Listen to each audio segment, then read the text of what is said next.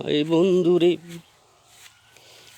যদি তুমি অবসর সময় পাও, একটা বার হলে তুমি একটু গুরুস্থান বা কবরস্থানের দিকে যাবে যাবে যাবে।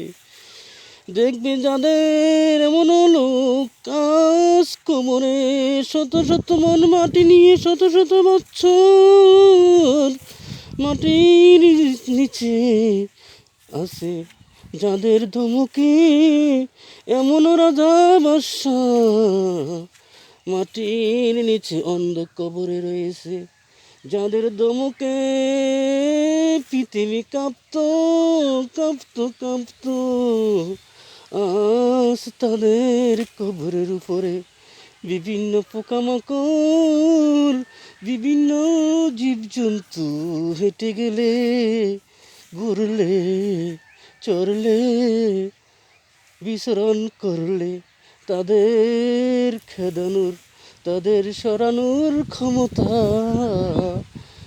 ওই লোকের, ওই মৃত ব্যক্তির নাই। কবরে আসে অসহায় অসহায় অসহায় আছে সে কবরে। হায় রে বন্ধু, একটা সময় তুমিও পৃথিবীতে থাকবে না, আমিও পৃথিবীতে থাকবো না। শুধু কবরস্থানে গিয়ে একটাবার চিন্তা করো, একটাবার চিন্তা করো, আমার বাবা আমার জন্য প্রতিষ্ঠিত হওয়ার জন্য, সুখে শান্তিতে বসবাস করার জন্য কত কষ্ট করলো, কত কষ্ট করলো, কত কষ্ট করলো। আজ বাবা নাই, বাবা নাই, মা নাই, মা নাই। একটা সময় তুমিও নাই, একটা সময় আমিও নাই। হায় রে বন্ধু, শুধু কবরের কথা, কবরস্থানের কথা, কবরের কথা ভাবো।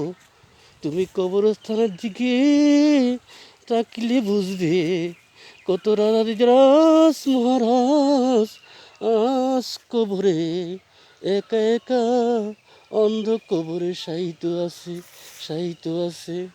তাই তোমাকে প্রতিদিন ভালোভাবে চলতে হবে, ভালো আমল করতে হবে। মানুষের সাথে কখনো খারাপ আচরণ করা যাবে না, খারাপ ব্যবহার তুমি কখনো মানুষের সাথে করিও না, করিও না। কারণ যেহেতু তুমি পৃথিবী থেকে চলে যাবে, মানুষের সাথে খারাপ ব্যবহার করে চলে যাওয়ার কি প্রয়োজন বন্ধু, কি প্রয়োজন?